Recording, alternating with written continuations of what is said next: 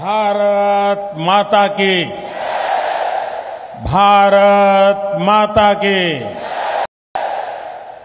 भारत अन्नै வாழ்க,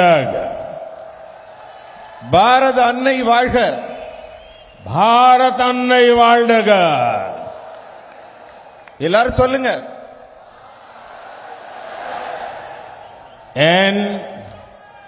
என்பாரந்த் தமிழ் சகோதர சகோதரிகளே वणक्कम. सबसे पहले मैं इस पवित्र भूमि पर कोट्टई मारियम्मन मंदिर को नमन करता हूं. बीते सप्ताह में मुझे अनेक बार तमिलनाडु आने का सौभाग्य मिला, आप सबके दर्शन करने का सौभाग्य मिला. तमिलनाडु में बीजेपी को मिल रहा ये जन समर्थन पूरा देश देख रहा है, पूरा देश इसकी चर्चा कर रहा है. कल मैं कोयम्बटूर में जनता जनार्दन के बीच था. बीजेपी और मोदी को, एनडीए और मोदी को ये जो जन समर्थन मिल रहा है, ये जो आशीर्वाद मिल रहे हैं, इसने डीएम की सरकार की नींद उड़ा दी है, नींद उड़ा दी है. என் அன்பார்ந்த தமிழ் சகோதர சகோதரிகளே, உங்கள் அனைவருக்கும் வணக்கம். முதல்ல இந்த புண்ணிய பூமியில இருக்கிற நம்ம கோட்டை மாரியம்மனை வணங்கி என் உரையை தொடங்குகிறேன். இதுக்கு முன்னாடி நான் பலமுறை தமிழ்நாடு வந்திருக்கிறேன். இந்த நல்ல வாய்ப்பு எனக்கு மீண்டும் இப்ப சேலம் வரும்போது கிடைத்திருக்கிறது. தமிழகத்துல இப்ப பாரதிய ஜனதா கட்சிக்கும் எனக்கும் கிடைத்து வரும் மிகப்பெரிய மக்கள் ஆதரவை நாடே பார்த்து கொண்டிருக்கிறது, இந்திய நாடே பார்த்து கொண்டிருக்கிறது. இதை பற்றி தான் நாடு முழுவதும் பேச்சாக இருக்கிறது. நேற்றைக்கு நான் கோயம்புத்தூர்ல மக்கள் மத்தியில அவங்க ஜன சமுத்திரத்துல நீந்தி கொண்டே பயணம் செய்தேன். தமிழகத்துல மோடி ஆகிய எனக்கும் பாரதிய ஜனதா கட்சிக்கும் என்டிஏ கூட்டணிக்கும் பாரதிய ஜனதா கட்சிக்கும் கிடைக்கும் ஆதரவை பார்த்து திமுகவின் தூக்கமே தொலைந்து போய்விட்டது. अब तमिलनाडु ये डिसाइड कर चुका है कि 19 अप्रैल को एक एक वोट बीजेपी को जाएगा, एनडीए को जाएगा. अब तमिलनाडु ये डिसाइड कर चुका है, अब की बार 400 पार, अब की बार 400 पार, डेवलप भारत के लिए, 400 पार, डेवलप भारत के लिए, 400 पार, डेवलप तमिलनाडु के लिए, 400 पार, डेवलप तमिलनाडु के लिए, मॉडर्न इंफ्रास्ट्रक्चर के लिए, मॉडर्न इंफ्रास्ट्रक्चर के लिए, थर्ड लार्जेस्ट इकोनॉमी के लिए, 400 पार, थर्ड लार्जेस्ट इकोनॉमी के लिए, 400 पार, आत्मनिर्भर भारत के लिए, आत्मनिर्भर भारत के लिए, 400 पार, फार्मर वेलफेयर के लिए, फार्मर वेलफेयर के लिए, 400 पार, फिशरमैन की समृद्धि के लिए, फिशरमैन की सुरक्षा के लिए, 400 पार, अब की बार इम्मुरई 400 मेल जुनून नांगो 400 வணக்கம் மேல். நண்பர்களே, தமிழ்நாடு மக்கள் ஒரு முடிவு செஞ்சிட்டாங்க. இந்த முறை ஏப்ரல் 19 அன்று விழுகிற ஒவ்வொரு ஓட்டும் பாரதிய ஜனதா கட்சிக்கும் என்டிஏ கூட்டணி கட்சிக்கும் என்று மக்கள் உறுதியாக முடிவு செய்து விட்டார்கள். தமிழகத்தின் இந்த உறுதியான முடிவினால் ஆட்சியில் மீண்டும் வேண்டும், மோடி வேண்டும் என்ற முடிவு செய்திருப்பதால் வெற்றியின் எண்ணிக்கை 400-ஐ தாண்டும். வளர்ச்சியடைந்த இந்தியாவிற்கு 400-ஐ தாண்ட வேண்டும். வளர்ச்சியடைந்த தமிழகத்தை அடைய 400-ஐ தாண்ட வேண்டும். நவீன உள்கட்டமைப்பிற்கு வெற்றி எண்ணிக்கை 400-ஐ தாண்ட வேண்டும். மூன்றாவது மிகப்பெரிய பொருளாதாரத்தை உருவாக்குவதற்காக 400-ஐ தாண்ட வேண்டும். பாரதம் தன்னிறைவு பெற 400-ஐ தாண்ட வேண்டும். நம்ம பிரதமர் அவர்கள் தமிழ்ல சொன்னாங்க இல்லையா, 400க்கும் மேல. பாரதம் தன்னிறைவு பெற 400க்கும் மேல. விவசாயிகள் பயனடைய 400க்கும் மேல. மீனவர்கள் பாதுகாப்புக்கு 400க்கும் மேல. எல்லாரும் சொல்லுங்க, இம்முறை மீண்டும் 400 வேண்டும். இம்முறை மீண்டும் ஜூன் 4. साथियों, डेवलप तमिलनाडु के एनडीए के मिशन को एक और नई ऊर्जा मिली है. हमारे वरिष्ठ नेता और मेरा व्यक्तिगत संबंध भी जिनके साथ ज्यादा है, पीएमके ने भी एनडीए के नेतृत्व में तमिलनाडु का भाग्य बदलने की घोषणा की है. अय्या डॉक्टर रामदास जी का अनुभव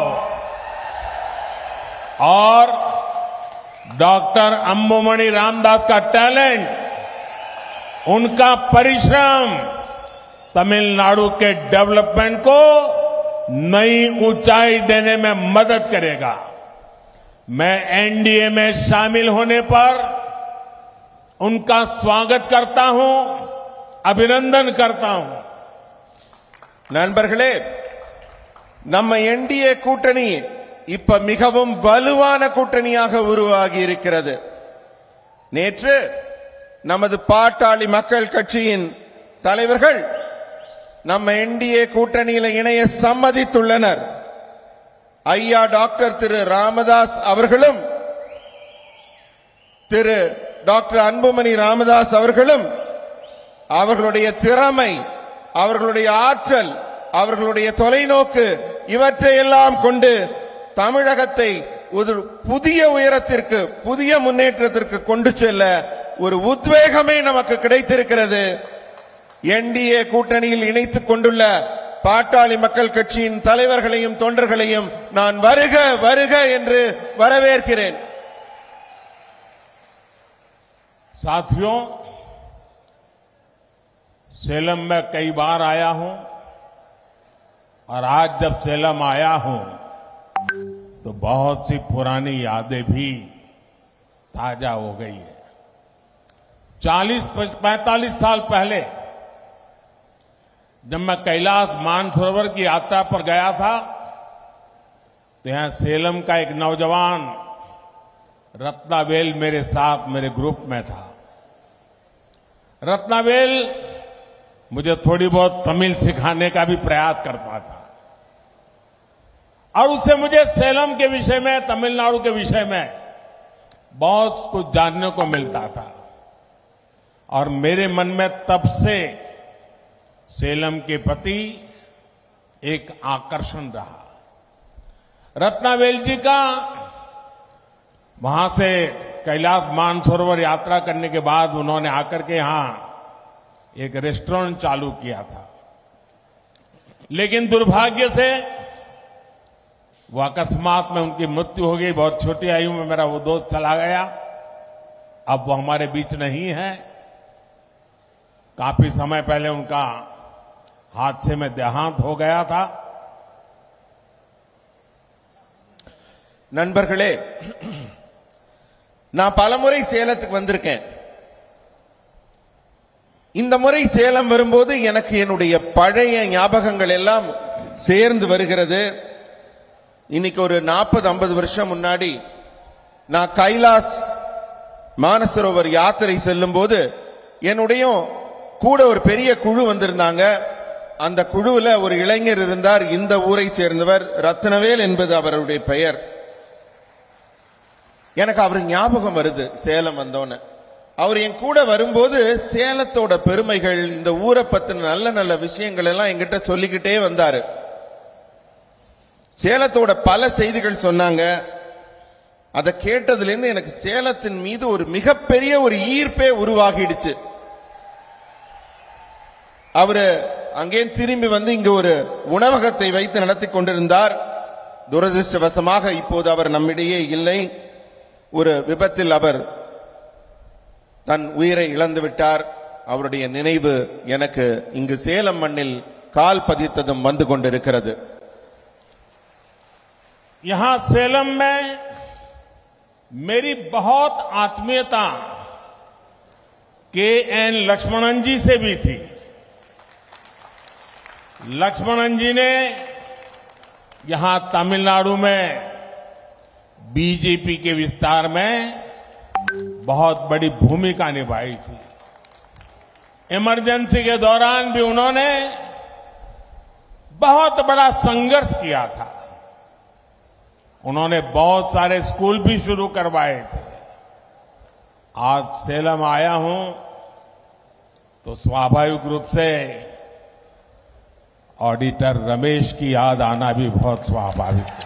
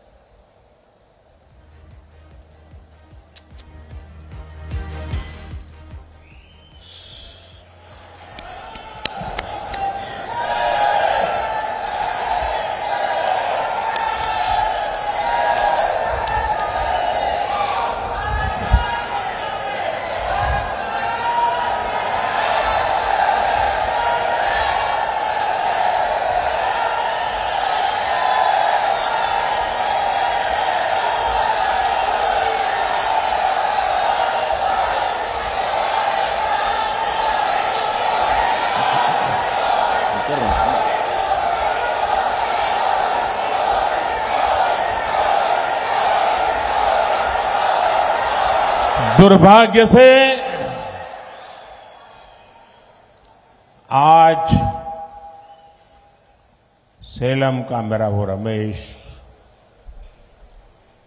हमारे बीच नहीं है। पार्टी के लिए रमेश दिन रात काम करने वाला हमारा साथी था। वो अच्छे प्रवक्ता थे, लेकिन उनकी हत्या कर दी गई थी। मैं उन्हें आज अपनी श्रद्धांजलि अर्पित करता हूं। இங்க சேலத்துல நான் கால் பதிச்சவன என்னுடைய நெருங்கிய நினைவுகள், நண்பர்கள், இவங்களை பத்தி எல்லாம் யோசிக்கும் போது திரு கே.என். லக்ஷ்மணன் ஐயா அவர்களை நான் நினைவு கூறுகிறேன். தமிழகத்தில் பாரதிய ஜனதா கட்சி காலூன்றுவதற்காக தொடக்க காலத்தில் பாடுபட்ட மிக அற்புதமான மனிதர். எமர்ஜென்சி காலத்தில் கூட அவர் பல தடைகளை மீறி கட்சியை வளர்க்க பாடுபட்டவர், பல பள்ளிகளை நடத்தியவர். இப்படியே என் நினைவலைகள் சுழலும் போது இன்றைக்கு நான் சேலத்தில் கால் பதிச்சதும் எனக்கு அதிகமா என் நினைவை உறுத்திய ஒரு செய்தி, எனக்கு எண்ணம் திரு சேலம் ஆடிட்டர் ரமேஷ் அவர்களின் நினைவு. நான் தழுதழுக்க நம்ம பிரதமர் அவர்கள் பேசியது, கட்சிக்காக தன் உயிரையே தியாகம் செய்து உழைத்த அந்த மாபெரும் மனிதரை நினைவு கூர்ந்து ரமேஷ் அவர்கள் உயிரை கொடுத்து உழைத்தவர். கட்சிக்காக உயிரை கொடுத்தவரை கொலை செய்து விட்டார்கள் சமூக துரோகிகள். அந்த நேர்மையாளரை இந்த மண்ணிலே நினைத்து நான் அஞ்சலி செலுத்துகிறேன், இதயபூர்வமான அஞ்சலி செலுத்துகிறேன். அனைவரும் எழுந்து நின்று கட்சிக்காக உயிர் நீத்த அந்த மாபெரும் மனிதர் ஆடிட்டர் ரமேஷ் அவர்களை நினைவு கூர்ந்து அவர் பெயரை சொல்கிறேன், வாழ்க என்று உரத்த குரலில் கூறுங்கள். ஆடிட்டர் ரமேஷ் அவர்கள் புகழ், ஆடிட்டர் ரமேஷ் அவர்கள் புகழ். साथियों, अभी तो चुनाव अभियान की शुरुआत हुई है, लेकिन इंडिया अलायंस के प्लान मुंबई में उनकी पहली रैली में ही उनका मैनिफेस्टो, उनके बद इरादे खुल करके सामने आ गए हैं। मुंबई के शिवाजी पार्क में इंडी अलायंस ने खुलेआम घोषणा की है कि हिंदू धर्म की जिस शक्ति में आस्था होती है उन्हें इस शक्ति का विनाश करना है। हिंदू धर्म में शक्ति किसे कहते हैं, ये तमिलनाडु का हर व्यक्ति जानता है। நண்பர்களே, தேர்தல் பிரச்சாரம் இப்ப படு வேகமாக நாடு முழுவதும் தொடங்கிவிட்டது. ஆனால் தொடக்கத்திலேயே காங்கிரஸ் திமுகவின் இந்தி கூட்டணியின் எண்ணம் என்ன என்பது தெளிவாக புரிந்துவிட்டது. மும்பையில சிவாஜி பார்க்ல நடந்த அவங்களோட முதல் பேரணியிலேயே அவங்க அசல் ரூபம் என்னன்னு தெரிய வந்துருச்சு. இந்து மதத்தின் மீது நம்பிக்கை வைத்திருக்கும் நமக்கெல்லாம் அதன் சக்தி என்ன என்று தெரியும். அதை அழிப்பது ஒன்றே தனது நோக்கம் என்று அவர்கள் தொடங்கி இருக்கிறார்கள் தங்கள் பிரச்சாரத்தை. இந்து மதத்துல சக்தி என்பது என்ன, சக்தியை நம்ம எப்படி வழிபடுறோம் என்பதை தமிழ்நாட்டு மக்களுக்கு நான் சொல்லி தெரிய வேண்டியதில்லை, உங்க ஒவ்வொருத்தருக்கும் ரொம்ப நன்றாக தெரியும். यहां कोट्टई मारियम्मन मंदिर के ऊपर ठीक सामने लिखा है ओम शक्ति। मां मारी अम्मन यहां की शक्ति है। तमिलनाडु में शक्ति कांची कामाक्षी है, यहां शक्ति मदुरई मीनाक्षी है, यहां कन्याकुमारी शक्ति पीठ है, यहां की शक्ति समयपुरम मारियम्मन है। हिंदू धर्म में शक्ति का मतलब होता है मातृशक्ति, नारी शक्ति। कांग्रेस और डीएमके का इंडी अलायंस कह रहा है कि वो इसका विनाश करेंगे। நண்பர்களே, இங்க இருக்க கோட்டை மாரியம்மன் கோவில்ல கொட்டை எழுத்துல அந்த வாசகம் எழுதப்பட்டிருக்கு. கோவில்ல என்னென்று ஓம் சக்தி என்று எழுதியிருக்கிறது. அன்னை மாரியம்மனை நாம் இங்கு சக்தியின் வடிவமாக வழிபடுகிறோம். தமிழ்நாட்டில் காஞ்சி காமாட்சி என்று ஒரு சக்தி பீடம், அதன் வழிபாடும் இருக்கிறது. இங்கே மதுரை மீனாட்சி அம்மன் சக்தியின் வடிவமாக கொண்டாடப்படுகிறார். கன்னியாகுமரியிலே ஒரு சக்தி வழிபாட்டுக்குரியவராக தெய்வத்தின் வடிவாக இருக்கிறார். இங்குள்ள சக்தி வாய்ந்த தெய்வம் சமயபுரம் மாரியம்மன் என்று சக்தி மிக்க தெய்வங்கள் எல்லாம் பெண் வடிவில தமிழகத்தில் சக்தியை வணங்கி, இந்து மதத்தில் சக்தி என்பதற்கு ஒரு மிகப்பெரிய பொருள், மிகப்பெரிய அர்த்தம் இருக்கிறது. ஆனால் இந்த காங்கிரஸ் திமுக கூட்டணி இருக்கிறதே, அவர்கள் இந்த சக்தியின் வடிவத்தை, இதன் ஆன்மீக அம்சத்தை, இந்த சனாதனத்தை அழித்து விடுவோம் என்று கூறி வருகின்றனர். இதை அனுமதிக்கமா? क्यों इंडी अलायंस वाले लोग बार बार हिंदू धर्म का अपमान करते हैं, हिंदू धर्म के खिलाफ इनका हर बयान बहुत सोचा समझा हुआ होता है। आप देखिए, और किसी धर्म का अपमान कभी नहीं, किसी और धर्म के खिलाफ इन बात, लेकिन हिंदू धर्म को गाली देने में ये एक सेकंड नहीं लगाते। ऐसा कैसे हो सकता है? कैसे ऐसा हो सकता है? इन्होंने तमिल संस्कृति के प्रतीक पवित्र सेंगोल की संसद में स्थापना का विरोध किया।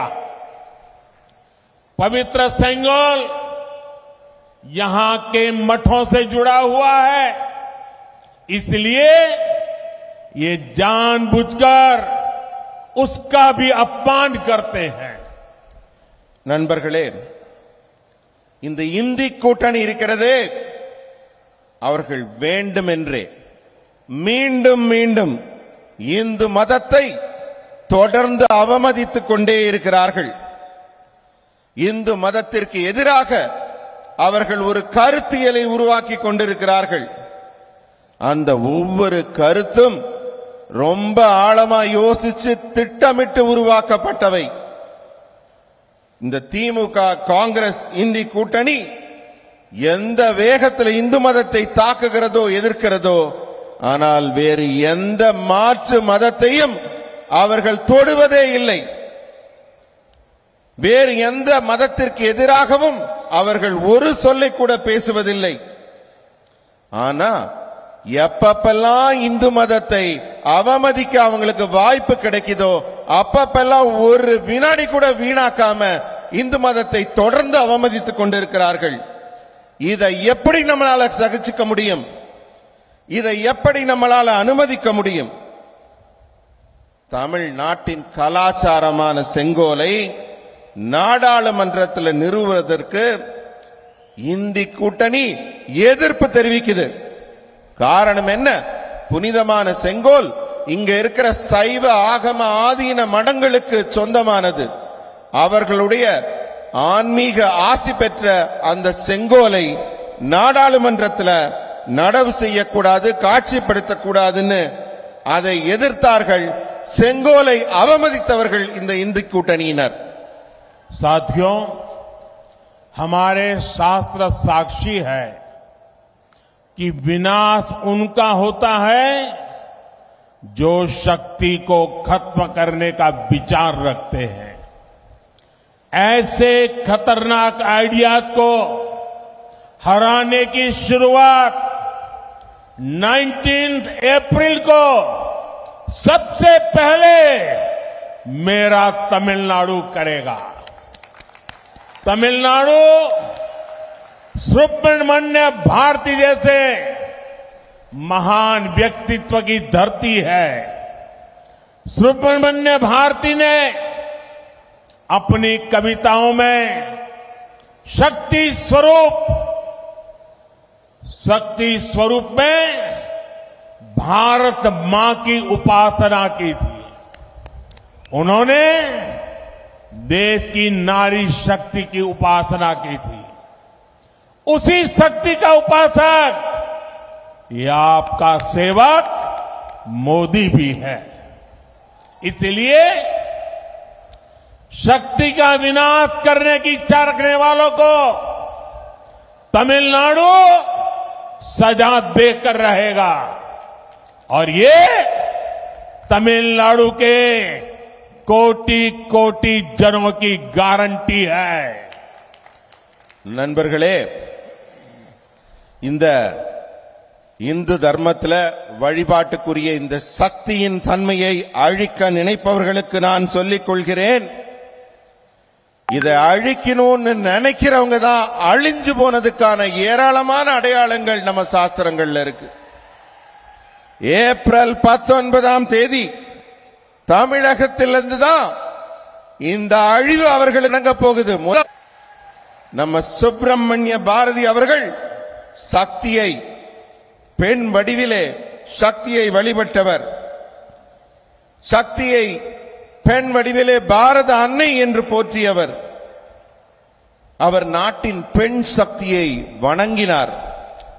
நான் சுப்பிரமணிய பாரதியார் வழியில நானும் ஒரு சக்தி உபாசகன், மோடி ஆகிய நானும் ஒரு சக்தி உபாசகன். எனவே சக்தியின் அடையாளத்தை யார் யாரெல்லாம் அழிக்கணும்னு நினைக்கிறாங்களோ அவர்களை வரும் ஏப்ரல் 19 தமிழகம் மிக கடுமையாக தண்டிக்கும். இந்த உத்தரவாதத்தை தமிழகம் தருகிறது. साथियों, आपका ये सेवक मोदी देश की नारी शक्ति की हर परेशानी के आगे ढाल बनकर खड़ा है। महिलाओं को स्मोक फ्री लाइफ देने के लिए हमने उज्ज्वला एलपीजी गैस कनेक्शन दिए, हमने फ्री मेडिकल ट्रीटमेंट के लिए आयुष्मान योजना शुरू की। इन सभी योजनाओं के केंद्र में नारी शक्ति ही है। जब तमिलनाडु में 3,65 लाख लोगों को फ्री राशन मिलता है तो तमिलनाडु की मेरी सिस्टर्स की चिंता कम होती है। जल जीवन मिशन के जरिए मोदी तमिलनाडु के सभी घरों तक क्लीन ड्रिंकिंग वाटर पहुंचाने में जुटा है। इससे तमिलनाडु की मेरी सिस्टर्स को पानी लाने की मुसीबत से मुक्ति मिल रही है। तमिलनाडु में मुद्रा योजना के तहत जो हजारों करोड़ रुपए का लोन दिया गया है, उसकी ज्यादातर लाभार्थी ये मेरी बहनें हैं, हमारी बेटियां हैं। इसलिए आज नारी शक्ति मोदी के साथ उसका सुरक्षा कवच बन करके खड़ी है। अगले 5 वर्षों में तमिलनाडु की मेरी बहनों, माताओं, बेटियों को तक ये सुविधाएं और भी बड़े स्केल में पहुंचेगी। இது மோடியின் கேரண்டி. நண்பர்களே, நாட்டில் பெண் சக்தியின் ஒவ்வொரு பிரச்சனைகளுக்கும், நம்ம நாட்டில் பெண்களுக்கு பல்வேறு விதமான பிரச்சனைகள் இருக்கு. அந்த பிரச்சனைகள்லாம் தீர்க்கும் விதமாக நான் அவர்களுக்கு ஒரு பாதுகாப்பு கேடயம் போல இருந்து அவர்களுக்கு பணி செய்கிறேன். உதாரணத்துக்கு, சமையலறை புகையில கஷ்டப்பட்ட பெண்களுக்கு அதிலிருந்து விடுதலை கிடைக்கும்படி உஜ்வாலா கேஸ் இணைப்புகள் வழங்கினோம். இலவச சிகிச்சைக்காக ஆயுஷ்மான் திட்டத்தை தொடங்கினோம். இது போன்ற திட்டங்கள் எல்லாம் பெண்களுக்கு நலம் தரும், பெண்களுக்கு பயன் தரும்.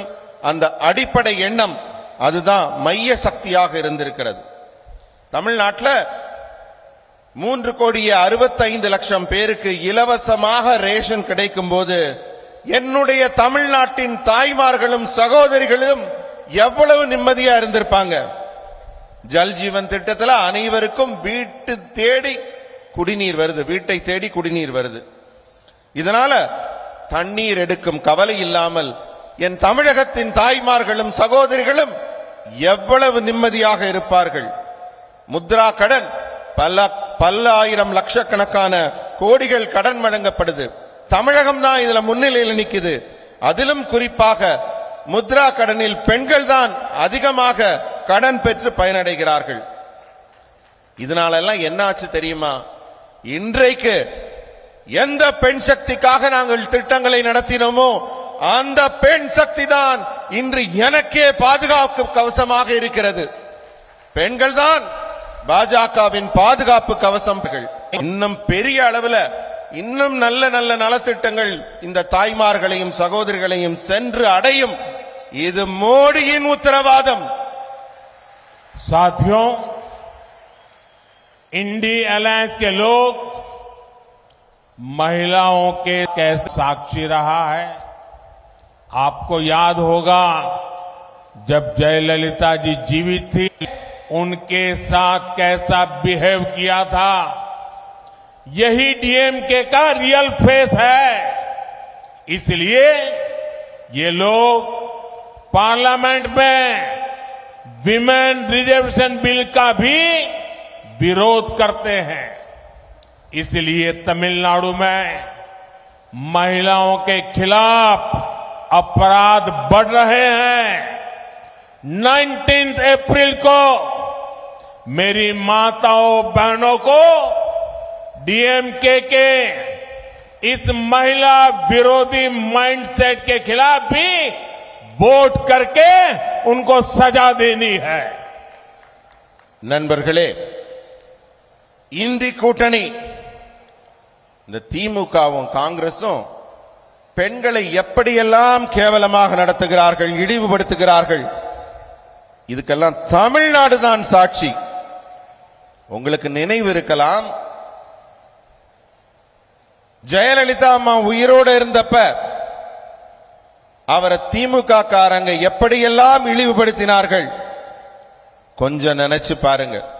அதுதான் அவங்களோட உண்மையான முகம். அதனால தான் அவங்க இன்றைக்கு நாங்க மகளிர் இடஒதுக்கீடு மசோதாவை கொண்டு வரும்போது நாடாளுமன்றத்தில் அதை எதிர்க்கிறார்கள். தமிழ்நாட்டில் தான் பெண்களுக்கு எதிரான குற்றங்கள் மலிந்து போய் இருக்கிறது. ஆகவே என் தமிழகத்தின் தாய்மார்களே, என் சகோதரிகளே, வர்ற ஏப்ரல் 19ஆம் தேதி நீங்க வர்ற இந்த தேர்தலில் வழங்கக்கூடிய ஒரு தீர்ப்பு இருக்கிறதே, அது திமுகவுக்கு வழங்கக்கூடிய ஒரு பாடமாக இருக்க வேண்டும். பெண்களுக்கு எதிரான அவர்கள் மனநிலையை கண்டிப்பதாக நீங்கள் வாக்களிக்க வேண்டும். साथियों, डीएमके और Congress two sides of the same coin है। डीएमके और कांग्रेस का मतलब है बिग करप्शन। डीएमके और कांग्रेस का मतलब है वन फैमिली रूल। इसलिए देश में कांग्रेस की छुट्टी हुई तो देश आज 5G टेक्नोलॉजी में पहुंच गया है। लेकिन तमिलनाडु में डीएमके का अपना अलग ही 5G चल रहा है। डीएमके का 5G यानी एक ही फैमिली की 5th जनरेशन का तमिलनाडु पर कब्जा। इस 5G फैमिली ने 2G स्कैम करके पूरी दुनिया में भारत और तमिलनाडु की इमेज गिराई है। अगर मैं इनके स्कैम गिनाने लगूं तो पूरा दिन खत्म हो जाएगा। बीजेपी सरकार तमिलनाडु के डेवलपमेंट के लिए lakhs of crore of rupees भेज रही है और यहां की सरकार उसे लूटने में लगी है। நண்பர்களே, திமுகவும் காங்கிரசும் ஒரே நாணயத்தின் 2 பக்கம் இருக்கிற பக்கங்கள். திமுகவும் காங்கிரசும் அர்த்தம் என்னன்னு கேட்டீங்கன்னா, ஒரு பக்கம் ஊழல், ஒரு பக்கம் குடும்ப ஆட்சி. இவர்கள் 2 பேரும் ஊழலையும் குடும்ப ஆட்சியையும் தொடர்ந்து செய்பவர்கள். அதனால தான் காங்கிரஸ் ஆட்சியிலிருந்து வீட்டுக்கு அனுப்பப்பட்ட பிறகு நம்ம நாட்டில் 5G தொழில்நுட்பமே வளருது. ஆனால் தமிழ்நாட்டுல திமுக ஒரு புது டெக்னாலஜி கண்டுபிடிச்சிருக்காங்க. அவங்க ஒரு தனியா ஒரு 5G நடத்திக்கிட்டு இருக்காங்க. அது என்ன 5G தெரியுமா? திமுகவின் 5G என்பது அவங்களுடைய 5வது ஜெனரேஷன், அவங்களுடைய 5வது தலைமுறை மீண்டும் ஆட்சிக்கு வரணும்னு ஆசைப்படுறாங்க. 5G மோசடி, 5G குடும்ப ஆட்சி மோசடி. ஆனா இவங்க இதுக்கு முன்னாடி செஞ்சது 2G ஊழல் மோசடி. உலகம் முழுக்க இந்தியாவை தலைகுனிய செய்தவர்கள் திமுகவினர். இவங்க பண்ண ஊழல் எல்லாம் நான் பட்டியலிட்டேன்னா அதுக்கு இன்னைக்கு ஒரு நாள் பத்தாது. உங்களுக்கு சுருக்கமா சொல்றேனே, தமிழகத்தின் வளர்ச்சிக்காக பல லட்சம் கோடி ரூபாய்களை தமிழகத்திற்கு அனுப்புவதில் மிக ஆர்வமாக இருக்கிறது பாரதிய ஜனதா கட்சி அரசு. ஆனா இங்க இருக்க அரசு அந்த பணத்துல எப்படியெல்லாம் கொள்ளையடிக்கலாம் என்பதிலேயே குறியாக இருக்கிறது. साथियों, आज इस स्टेज से मैं पीपल्स लीडर मक्कल तलेवर अय्या जी के मुपनार जी को भी याद करना चाहता हूं.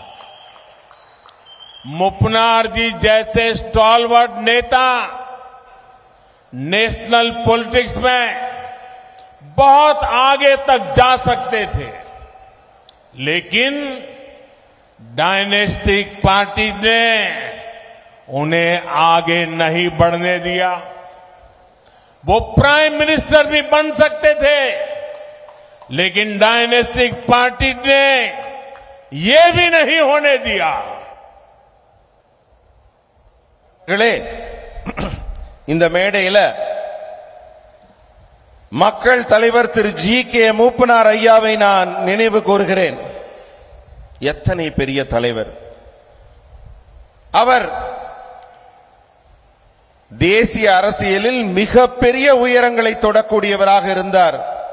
அவர் மட்டும் மனது வைத்திருந்தால் பாரத திருநாட்டின் பிரதமர் என்ற அந்தஸ்தை பெற்றிருக்கக்கூடியவர்.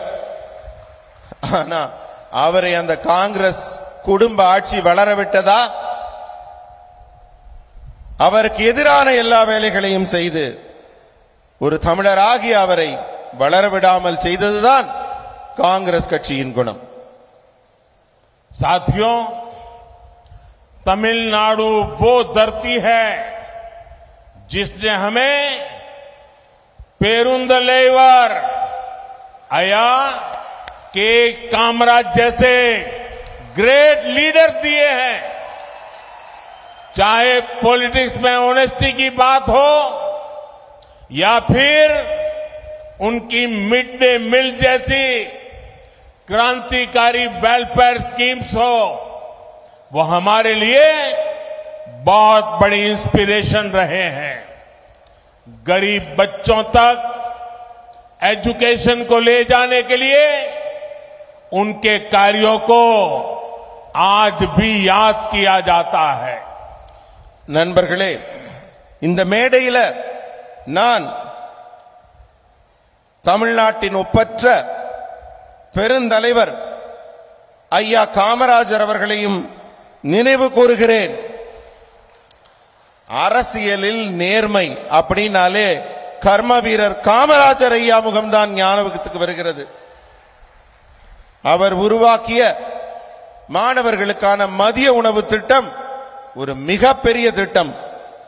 ஏழை மாணவ மாணவியருக்கு உணவு வழங்கி அவர் கல்வியை வளர்க்க வேண்டும் என்று ஆரம்பித்த அந்த மக்கள் நல திட்டம் எனக்கெல்லாம் மிகப்பெரிய இன்ஸ்பிரேஷனாக, எனக்கு நல்ல திட்டங்களை மக்களுக்கு தர வேண்டும் என்பதற்கு ஒரு வழிகாட்டியாக அது போன்ற ஒரு ஒப்பற்ற தலைவரின் செயல் அமைந்திருந்தது. साथियों, बीजेपी और एनडीए बड़े सपने देखती है, बड़े लक्ष्य बनाती है और उन्हें हासिल करके भी दिखाती है. आज दुनिया में भारत की पहचान मॉडर्न इंफ्रास्ट्रक्चर से है. बीजेपी सरकार ने देश में थाउजेंड्स ऑफ किलोमीटर के हाईवे और एक्सप्रेस वे बनाए हैं.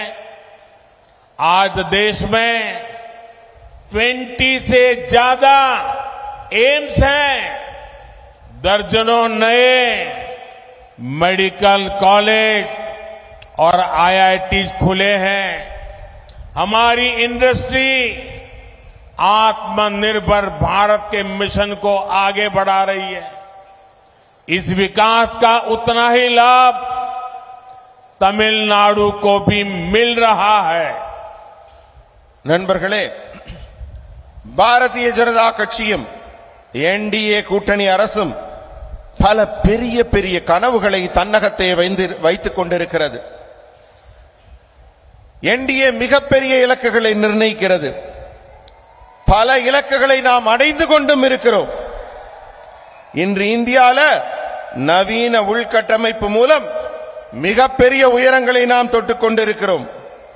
பாஜக அரசு நாட்டில் ஆயிரக்கணக்கான கிலோமீட்டர் தூரம் நெடுஞ்சாலைகளையும் விரைவாக செல்லும் சாலைகளையும் உருவாக்கி இருக்கிறது. இன்றைக்கு நாட்டில் 20க்கு மேற்பட்ட எய்ம்ஸ் மருத்துவ கல்லூரிகள் தொடங்கப்பட்டிருக்கு. டஜன் கணக்கான மருத்துவ கல்லூரிகள் ஐஐடிக்கள் தொடங்கப்படுகிறது. நம்மளுடைய தொழில்துறை தன்னம்பிக்கையான புதிய பாரதத்தை உருவாக்கும் நோக்கத்தை முன்னெடுத்து செல்கிறது. இந்த எல்லா வளர்ச்சியும் தமிழகத்தையும் சேர்த்து தமிழகத்தையும் முன்னுக்கு கொண்டு சென்று கொண்டிருக்கிறது. साथियों, एनडीए सरकार देश में 2 डिफेंस कॉरिडोर बना रही है।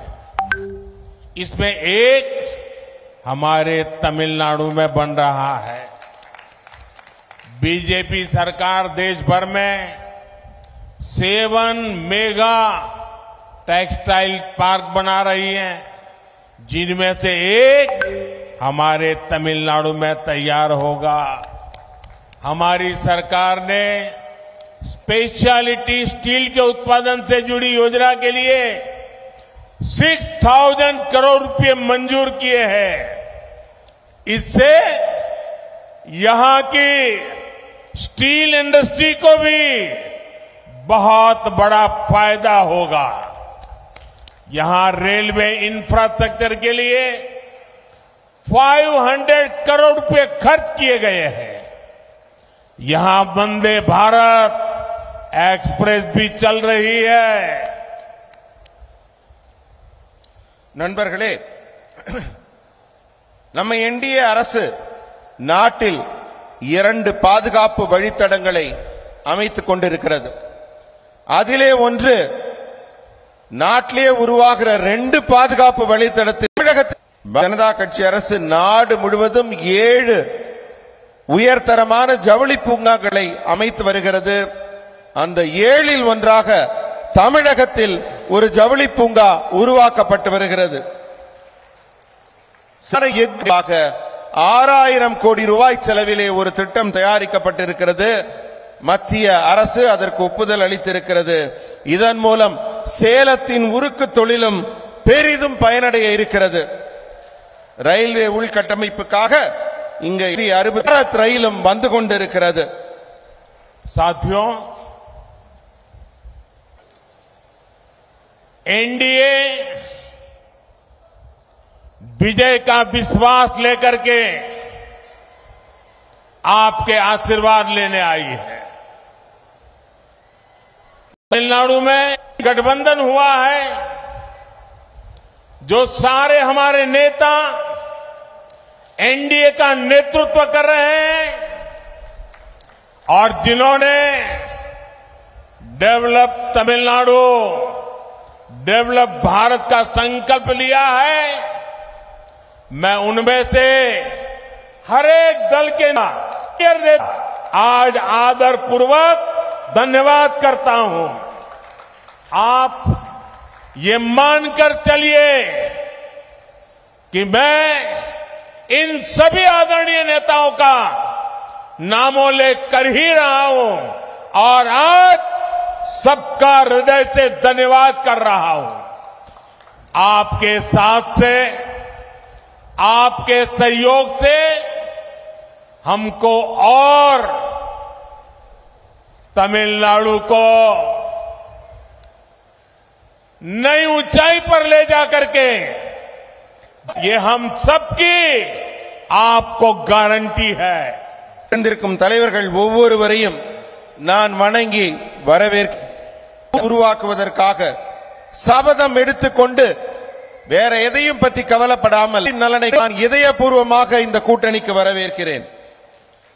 உங்க ஒவ்வொருத்தரோட உழைப்பினாலையும் நான் உறுதியாக சொல்கிறேன், நம்ம நாடு வலிமையான பாரதமாக உருவாகும், வளர்ச்சியடைந்த பாரதமாக உருவாகும், புதிய உயரங்களை தொடுவதற்கான உத்வேகம் உங்கள் ஒவ்வொருத்தர் வருகையாலும் கிடைக்கும் என்று மேடையில் இருக்கும் அனைத்து தலைவர்களையும் வணங்கி இதயபூர்வமாக வரவேற்று நன்றி। 5 years तमिलनाडु के डेवलपमेंट के लिए बहुत अहम जा रहे हैं, हमारी लड़ाई के लिए अहम साबित होंगे।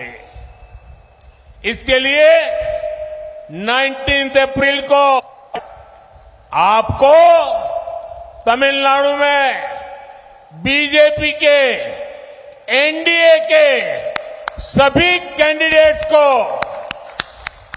भारी बहुमत से जिताना, जनता जनार्दन से मिलकर के आपसे प्रार्थना कर रहा हूं और आपके आशीर्वाद चाहता हूं। आज मुझे एक बात और भी आपसे कहनी थी।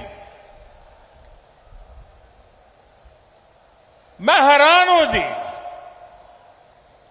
आज अगर कहीं कोई मान लीजिए बड़ा सा खंबा मिल गया, लोहे का मिल गया, तांबे का मिल गया, पत्थर का मिल गया, और पता चले कि 3000 साल पुराना है, 4000 साल पुराना है, तो हम ढोल पीटते हैं कि हमारे पास 3000 साल पुराना पत्थर मिला है, 4000 साल पुराना पत्थर मिला है। लेकिन मेरा देश का दुर्भाग्य देखिए, आजादी के 75 साल हो गए, दुनिया की सबसे पुरानी भाषा तमिल भाषा हिंदुस्तान की है, लेकिन दुनिया में जाकर के सीना तान करके बोलने का किसी को जरूरी नहीं लगा। इसकी मुझे पीड़ा है। ये मेरे देश का गौरव है, मेरी महान परंपरा का गौरव है। अरे जिस देश के पास दुनिया की सबसे पुरानी भाषा हो, वो देश दुनिया के सामने अपनी महान परंपरा के लिए गौरव से खड़ा हो सकता है। लेकिन इनको इसकी परवाह नहीं थी। मैं ये मिशन लेकर के निकला हूं, मैं दुनिया को बताना चाहता हूं, ये मेरे देश हैं जिसने दुनिया की सबसे पुरानी भाषा का गर्व प्राप्त है, वो मेरी तमिल भाषा है।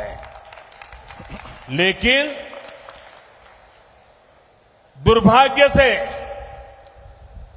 मैंने थोड़ा बहुत कोशिश तो करता रहता हूं, लेकिन सीख नहीं पाऊंगा। और हो सकता है कि 6-8 महीने यहां रह लूं तो सीख लूंगा। लेकिन आपके मेरी ये जो कमी पूरी करने के लिए मैं लगातार दिमाग खपाता रहता हूं। और इन दिनों मुझे टेक्नोलॉजी की मदद मिल गई है, और अभी अन्नामलाई ने विस्तार से इसका वर्णन भी किया। आपसे तमिल भाषा में जुड़ने के लिए मैंने सोशल मीडिया साइट एक्स पर नमो इन तमिल हैंडल शुरू किया है। आप यहां जाकर के अपने मोबाइल फोन पर तमिल भाषा में मेरी स्पीच सुन सकते हैं। लेकिन मैं एक प्रार्थना भी करता हूं, ये 100% करेक्ट नहीं होगी क्योंकि टेक्नोलॉजी है, 5-10% तो कमी होगी। अगर आप मेरी हर भाषण को सुन करके उसमें कहां गलती है, क्या कमी है, ये अगर मुझे बताओगे तो मुझे सुधारने के लिए सुविधा मिलेगी। तो मुझे आपकी इसके लिए मदद चाहिए और आपके इस आशीर्वाद के लिए मैं एक बार फिर इतनी बड़ी तादाद में आपका आना पूरे देश में चर्चा का विषय रहेगा। मैं फिर एक बार आपका बहुत बहुत आभार व्यक्त करता हूं। நண்பர்களே, அடுத்த 5 ஆண்டுகள் தமிழ்நாட்டின் வளர்ச்சிக்கு மிக முக்கியமான 5 ஆண்டுகள். வரப்போற 5 வருஷம் அது மட்டுமல்ல, ஊழலுக்கு எதிராக நான் மிக கடுமையான நடவடிக்கைகளை எடுக்க போகும் காலம் அது. அதனால நீங்க எல்லாம் ஞாபகம் வச்சுக்கோங்க, வர ஏப்ரல் 19ஆம் தேதி தமிழக மக்கள் ஒரு புதிய சாதனையை தொடங்கி வைக்க வேண்டும். தமிழ்நாட்டில் இருக்கிற பாரதிய ஜனதா கட்சி வேட்பாளர்கள் அத்தனை பேரையும் நீங்கள் வெற்றி பெற செய்ய வேண்டும். உங்ககிட்ட ஒரே ஒரு விஷயத்தை சொல்றேன். நம்ம கிட்ட ஒரு கல்லு கிடைக்குதுன்னு வச்சுக்கோங்க, அது ஒரு 1000 வருஷம் 2000 வருஷம் 3000 வருஷமான கல்லுனா நம்ம பெருமையா சொல்லிக்குவோம், இது என்கிட்ட ஒரு 1000 வருஷம் பழமையான கல்வெட்டு கிடைச்சிருக்கு, 5000 வருஷம் பழமையானது கிடைச்சிருக்குன்னு. ஆனா நம்ம நாட்டுல ஒரு மொழி இருக்கு, அது என்று பிறந்த நாள் என்று தெரியாத காலத்திற்கு முந்தைய மூத்த மொழியான தமிழ் மொழி நம்மகிட்ட இருக்கு. அதோட பெருமை யாருக்குமே தெரியல. நான் பெருமைப்படுறேன். உலகத்திலேயே தொன்மையான மொழி என் தமிழ் மொழி, என் நாட்டின் தொன்மையான மொழி என்று நான் நெஞ்சு நிமிர்த்தி உலகம் முழுவதும் சொல்கிறேன். உலகத்திலேயே பழமையான மொழி என் நாட்டின் தமிழ் மொழி. தமிழ் மொழியை, அதன் பெருமையை இத்தனை உணர்ந்தும் உங்ககிட்டலாம் பேச முடியலையே அப்படிங்கிற ஏக்கம் எனக்கு இருக்கு. ஒருவேளை நான் ஒரு 4-5 மாசம் இந்த மாதிரி சேலத்துல வந்து உங்க கூட இருந்தேன்னா ஒருவேளை எனக்கு இந்த பேச்சு வந்துடலாம். ஆனா அதுக்கு வழி இல்லாததுனால நான் டெக்னாலஜியை, தொழில்நுட்பத்தை பயன்படுத்தி தமிழ்ல பேச ஏற்பாடு பண்ணியிருக்கேன். திரு அண்ணாமலை அவர்கள் கொஞ்சம் முன்னாடி உங்களுக்கு விளக்கி சொன்னார்கள். அதனால நீங்க நமோ இன் தமிழ் அப்படிங்கிற ஒரு பிடியில ஒரு எக்ஸ் தளத்துல நீங்க வந்து பாத்தீங்கன்னா நான் இனிமே தமிழ்ல பேச போறேன் உங்ககிட்ட. நீங்க எல்லாம் கேட்பீங்களா? நீங்க கேட்கறதோட இருக்க கூடாது, கேட்டுட்டு எனக்கு உங்க கருத்தை தெரிவிங்க. உங்க ஒவ்வொரு கருத்தும் எனக்கு முக்கியமானது. அதை கேட்டுட்டு அதை எப்படி செம்மைப்படுத்தலாம், அதில் தவறுகள் என்ன, சிறப்பா என்ன செய்ய முடியுங்கிறத நீங்க எனக்கு தெரிவிச்சீங்கன்னா நான் ரொம்ப மகிழ்ச்சி அடைவேன். அப்பதான் நமக்குள்ள ஒரு கலந்துரையாடல் முழுமையாக நடக்கும். मेरे साथ बोलिए भारत माता की, भारत माता की जय, भारत माता की जय. बहुत बहुत धन्यवाद. நன்றி.